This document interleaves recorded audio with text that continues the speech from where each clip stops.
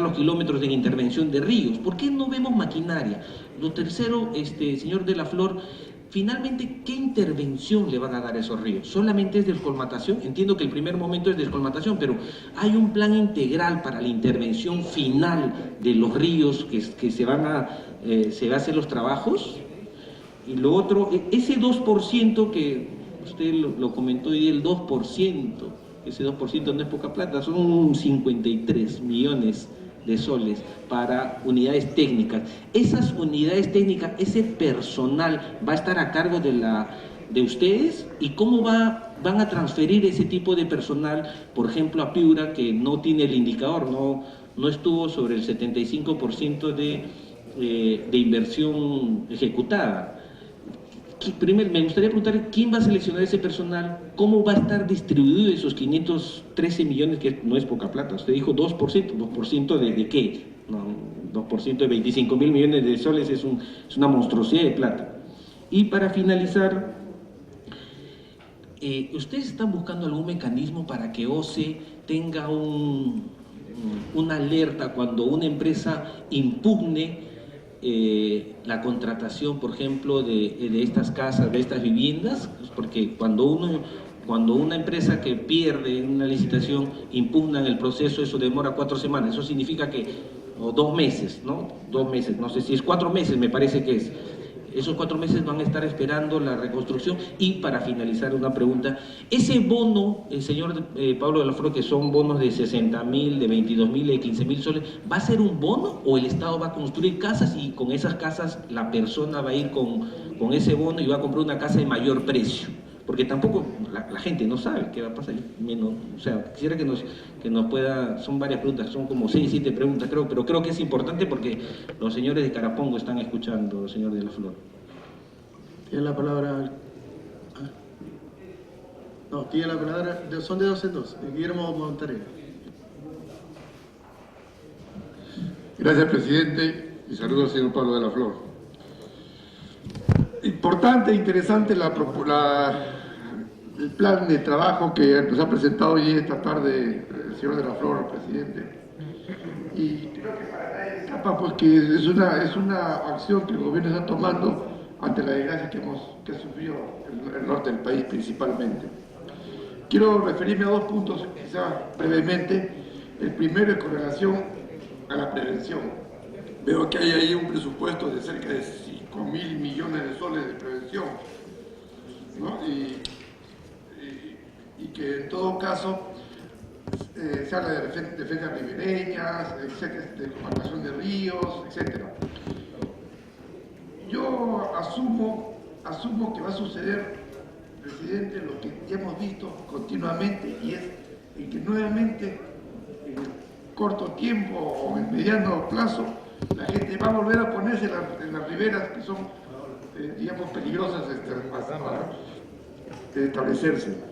Mi pregunta es si es que su gestión tiene algún poder, alguna implicancia para poder actuar sobre esa situación, si es que se empieza a dar o a ver la necesidad de muchas personas por conseguir un terreno, o las que ya estaban anteriormente en esos sitios, volver a establecerse cercano a la ribera de los ríos. Porque, y por otro lado, el próximo año estamos en año electoral, y muchos de los políticos van a querer ofrecer lo que no deberían estar ofreciendo, que es justamente zonas peligrosas para establecer viviendas. Entonces, esa es una pregunta en concreto. Lo segundo es referirme a lo que mi colega Mario Mantilla había mencionado también, a la incorporación de las pymes. Y eso sí me preocupa porque, claro, el objeto de la reconstrucción con cambios está principalmente en infraestructura. Ya lo hemos visto: caminos, carreteras, postas de salud, escuelas, viviendas, ¿no? Lógicamente, eso es bueno, es importante porque es la infraestructura que se ha destrozado por el fenómeno. Pero en todo caso, el pequeño empresario, si es que no han contemplado este programa, este proyecto, si no ha contemplado de alguna manera potenciar a los micro y pequeños empresarios.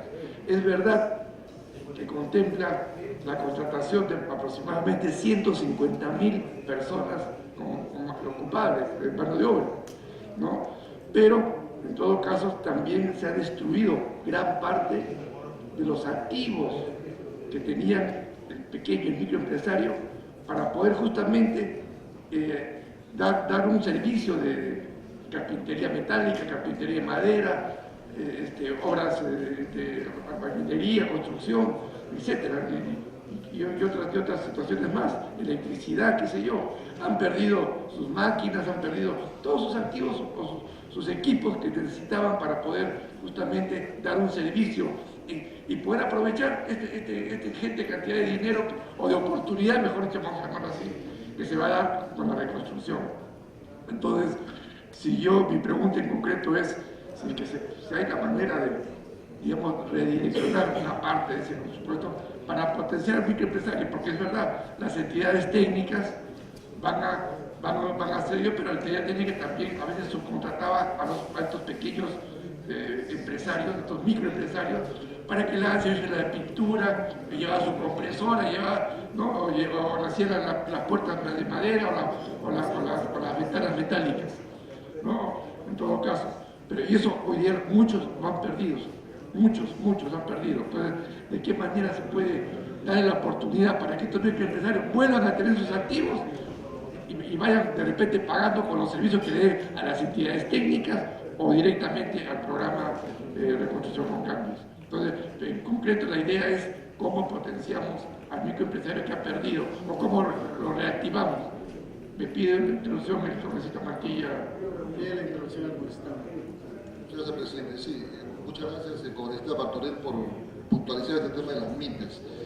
Cuando el ministro Yufra todavía era ministro de la producción, inclusive dio a conocer públicamente el número de afectados MIPES, que eran como 40.000, especialmente en Trujillo, donde había cantidad de fabricantes pequeños y microempresarios de calzado que habían perdido todo porque había inundación. Entonces, no veo en su programa yo realmente qué se está contemplando esto, ¿no? Porque de repente, si van a hacer construcción, van a requerir de zapatos de seguridad, porque no estableció un programa ahí para que le compren justamente esas MIPES, ¿no? Entonces, eso es lo que me gustaría escucharlo, señor de la Flor, algo donde ellos puedan participar de forma directa, ¿no? No una forma indirecta, porque finalmente cuando los subcontratan, los explotan, pasan los pequeños empresarios. Muchas gracias. Gracias. Yo quería, lo único que quería recalcar también el tema de la pregunta de Guillermo es que en las zonas donde van a ser desalojados, zonas vulnerables, hay un programa de reforestación en esa zona.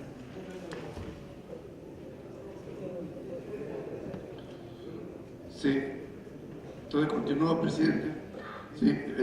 Bueno, en todo caso, el pequeño y microempresario que hemos perdido esto, la idea es insertarlo nuevamente en la actividad económica, ¿no? A través justamente del programa. Pues repito, es bueno los 150.000 puestos de mano de obra, pero es mano de obra y estamos dejando de lado al empresario, al micro, al pequeño empresario. Se habló justamente en el periodo pasado también de cómo ayudar a estos pequeños empresarios. Nos dijeron, se presentó gente de Superintendencia de Banca, me parece, y la SUNAT también. Claro, se les ha alargado las deudas que tenían, los bancos dicen les vamos a dar una moratoria. Sí, está bien, pero alargar el pago de la deuda, la moratoria del pago de la deuda, no lo reactiva nuevamente. Lo que hay que dar es la oportunidad del crédito, de la posibilidad de volver a adquirir sus equipos para poder dar un servicio. Entonces, yo diría, si bien es cierto, es una reconstrucción de infraestructura, yo lo entiendo, pero no sería de más pensar en cómo reactivamos a este pequeño empresario para que vuelva a ser parte de la cadena económica. Gracias, presidente.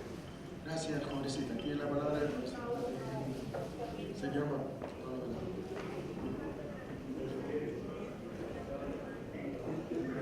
Señor Castro, lo que hemos acordado era que cada intervención de 2 congresistas respondía al señor Pablo. Quiero referirme primero a los puntos que tocaba la congresista Vergara respecto de varios temas. Comenzar con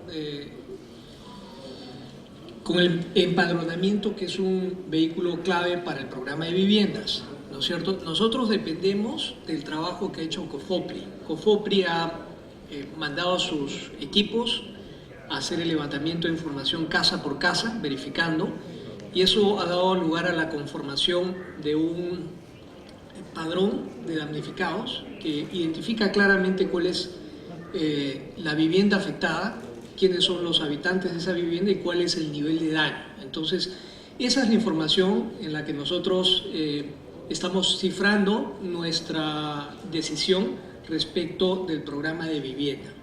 Y este es un trabajo que han realizado de manera conjunta COFOPRI con el Ministerio de Vivienda, que es finalmente el responsable de la ejecución del programa de reconstrucción de vivienda. Y quisiera detenerme brevísimamente en esto porque la Autoridad para la Reconstrucción no ejecuta los proyectos. Nosotros nos abocamos a la articulación del plan, a la priorización de las iniciativas, al monitoreo y al seguimiento. Y ocasionalmente tenemos también la capacidad de tomar bajo nuestro control algunas iniciativas que no puedan ser ejecutadas por distintas razones por las entidades correspondientes. Pero en principio, la ejecución queda a cargo de cada uno de los ministerios, los gobiernos locales, regionales y demás. Entonces, en este caso, el trabajo para el programa de reconstrucción de viviendas está siendo desarrollado por el Ministerio de Vivienda a partir del padrón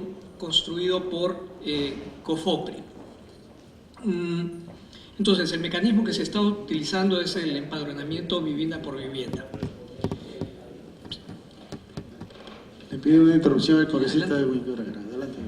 Sí, señor Pablo de la Flor, lo entiendo perfectamente, pero hay algunas familias que no están empadronadas.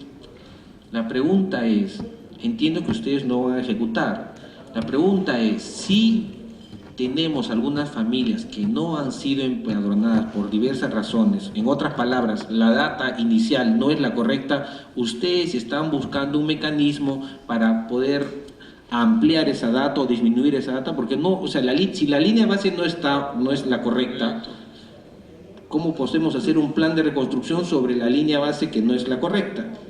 Entonces, o sea, si tienen dinero, tienen el 2%, podrían utilizar un mecanismo, hay un par de personas que puedan validar esa información. O sea, la comisión, señor Pablo de la Flor, nosotros queremos apoyarlo, pero si es cierto que hice una visita inopinada y hemos visitado algunos sectores, y si la constante es esa, significa que los datos iniciales no son los correctos y ustedes son los articuladores para que se ejecute ese plan. Pienso yo que deberían hacer algún plan de emergencia para validar esos datos. Esa es la pregunta, porque en realidad, señor Pablo de la Flor, de las 130 familias, encontré cerca de 8, 9, 10 familias, pero estamos hablando de un 7, 8%, ¿no? Es una muestra de esa población que he visitado. Entonces, hagamos algo, porque si nos vamos a confiar de un dato que no es la correcta aparentemente, ¿cómo vamos a reconstruir algo que no tenemos claro qué cosa es? Informe, gracias. Sí, correcto. Tomo nota de su preocupación, la voy a transmitir y vamos a explorar qué otro mecanismo podemos implementar. No obstante, sí me permito sugerir otra hipótesis interpretativa que puede encajar con la información que usted ha verificado, y es que no necesariamente todos los albergados son damnificados, ¿no es cierto? Y eso lo vemos sobre todo, por ejemplo, en Piura, donde los albergues incluyen una importante dotación de familias que llegaron al albergue en la expectativa de que se les distribuya una vivienda eventualmente. Entonces, es un balance bien difícil de alcanzar, pero entiendo su preocupación y voy a transmitirla. Mañana tenemos una reunión del directorio y voy a transmitir esa preocupación para estar seguros de que en efecto el padrón, si le vamos a dar el valor que le estamos dando, tenemos que estar seguros de que el padrón esté bien construido, ¿no? Tenía después una serie de preocupaciones respecto de los ríos. Para que nos hagamos una idea de lo que ha significado este proceso de adjudicación y movilización para las obras de colmatación, en general en el sector público un proceso de adquisición un proceso de adjudicación puede demorar entre 6 meses y 1 año y medio. Entonces nos hemos demorado un par de meses en sacar adelante los procesos. Teníamos que preparar los expedientillos técnicos, ni siquiera expedientes técnicos, porque no eran obras de inversión, sino que eran actividades, pero igual había que hacer un trabajo de levantamiento topográfico para definir y determinar a ciencia cierta la naturaleza de las intervenciones que se requerían, porque en esta oportunidad el trabajo de descolmatación pasa por identificar metrado de movimiento de material, a diferencia de la descolmatación que se hizo en el año 2015, donde se pagaba hora máquina. Aquí se está pagando por metrado de material movido en función de una topografía que ha tomado un tiempo establecerse. Eso nos va a dar la seguridad de que las intervenciones van a tener el efecto que buscamos. Entonces, eso explica de alguna manera quizá las demoras que hemos tenido, pero lo importante es precisar que buena parte de estos ríos ya han sido licitados. De hecho, ya comenzamos con varias de las descolmataciones. Hay ya la primera maquinaria moviéndose en el río Piura, en el río Chira. Tenemos una serie de otros ríos que ya están, si no siendo intervenidos en este momento, seguramente en el transcurso de la próxima semana, porque ya las adjudicaciones han sido realizadas y los contratos, si no se han firmado, se deberían estar firmando en los próximos días. Nosotros esperamos llegar buena parte de estos ríos el 15 de diciembre con el trabajo de descolmatación culminado, sino la primera quincena de enero. Esos son los tiempos que estamos manejando para la descolmatación de los ríos. Evidentemente, el trabajo de impermeabilización de las ciudades y las zonas agrícolas no se va a conseguir sencillamente descolmatando. Necesitamos una intervención coherente, consistente, sistemática en toda la cuenca. Y eso pasa primero por realizar un estudio de detalle que nos permita modelar el comportamiento del río, encontrar la topografía a lo largo de todo el curso, modelar los distintos escenarios de carga y en función de eso planear el programa de inversiones que requerimos precisamente para proteger las cuencas.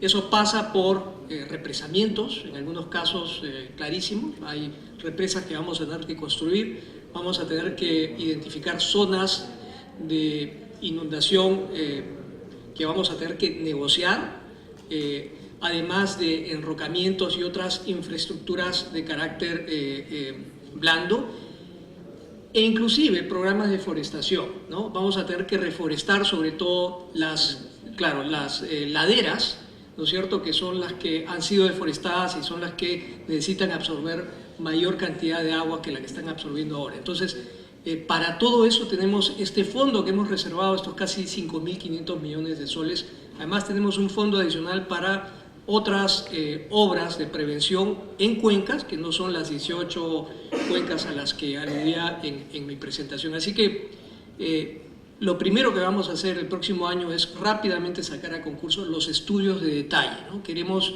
tener una buena labor de digitalización de la topografía, los estudios de las cuencas, y eso lo que nos va a permitir es saber cuáles son las intervenciones puntuales que debemos desarrollar. Lo último que necesitamos es actuar de manera desordenada e improvisada.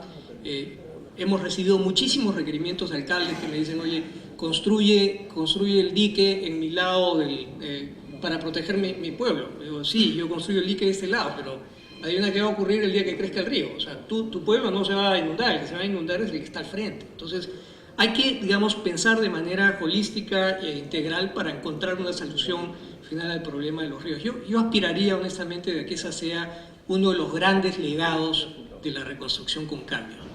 Si hay algo que es constante en la historia reciente del Perú, es el desborde del río Piura. Eso ocurre cada 4 años, cada 8 años, y la verdad no deberíamos sorprendernos, deberíamos prevenir. El Guaycoloro se ha activado 3 de los últimos 5 años. O sea, lo sorprendente es que no hayamos hecho algo antes para evitar los problemas que nos está generando el Guaycoloro. De hecho, ya tenemos una primera iniciativa aprobada por 120 millones de soles para canalizar el río Guaycoloro. Es una iniciativa que vamos a ejecutar vía obras por impuestos y que va a permitir darle una solución ya ahora sí definitiva al problema del río Guaycoloro. Lo mismo que está sucediendo con la quebrada de San Ildefonso en Trujillo. Hay una solución, la vamos a implementar. Hay otra iniciativa para hacer lo propio con la quebrada del León. Ya hay una serie de otros proyectos que se están ya proponiendo para darle una solución permanente este problema de las cuencas que tantos dolores de cabeza nos está ocasionando. La OCE, su pregunta sobre la OCE. Compartimos esa preocupación. De hecho, uno de los desafíos que tenemos es que la OCE, para familiaridad de los congresistas, una vez que un proceso es impugnado, el proceso sube a una instancia que es un tribunal arbitral de la OCE. En principio eso puede demorar, digamos, en principio debería demorar 2 semanas, en la práctica demora 3-4 meses.